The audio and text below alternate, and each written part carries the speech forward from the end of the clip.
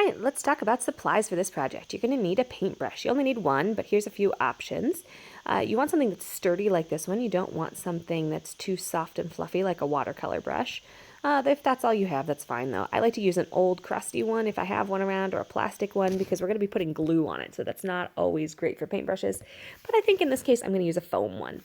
Now, if you have fancy, you might have some Modge Podge around, but we're just going to use regular school glue. Either one of those will work. And of course you need a jar to decoupage, something to actually put all this on, and a bowl to put your glue in. So here's my bowl. A little bit goes a long way, so it's very hard to get back in the jar. So just start with a little bit, because you don't need a lot for this project. So there's my glue, and I've got my foam brush that I'm going to use for this one. Again, any kind of brush mostly will work for this.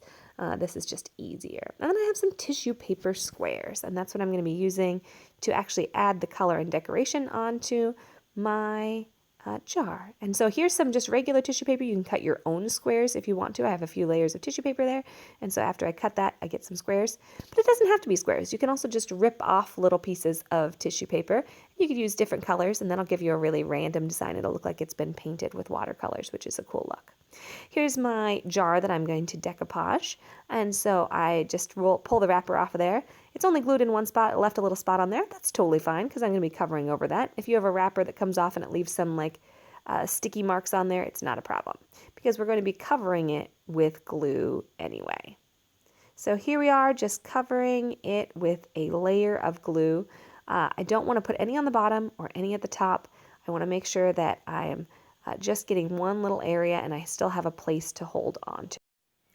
Okay, so I'm going to get a little layer of glue on there. I don't want it to be dripping. I just want to cover this area between my fingers, and then I can start placing down my tissue paper. Now, even though you covered a big area, we're only going to do one at a time because after each square, you need to put a layer of glue on top. We want to seal that between two layers of glue. So you need glue underneath and then glue on top for every single one. So then I can overlap a little bit with this orange square on top of the blue one. I don't want to leave any space. Ooh, and I don't want a ton of glue on there. If I have a big blob like that, I need to use my paintbrush to wipe it off and keep just a very thin layer on my jar and a very thin layer over the squares. Then I can put my next one on because you're going to keep adding glue to this. Every single time you add a new square, you're going to add a little bit of glue over the top of it and smooth that layer out. You want to make sure you go all the way down to the bottom of your jar to cover in all of those areas and all the way up to the top.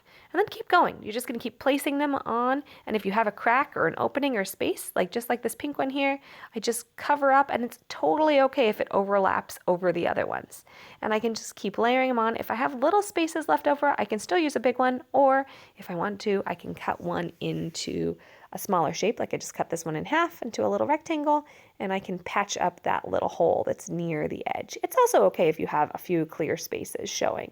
That's not the end of the world, but I like to patch that up and then spin it around and look for any more spaces. Notice that I have this balanced on my fingers now. That's an easy way to hold it so that I'm not touching the sticky stuff.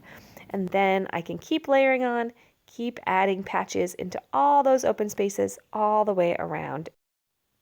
Now, if you have a little part that sticks up like this blue part, it's not going to stick down just by putting glue on top. You can either fold it forward and stick it down that way, or you can put a little glue underneath it and wrap it around the edge. Either one of those techniques will work just to get all those sticking up edges down. And then we want to smooth over the whole thing, wipe off any blobs. We don't want a lot of glue on the outside, but we do want a smooth layer over the whole thing. And there it is.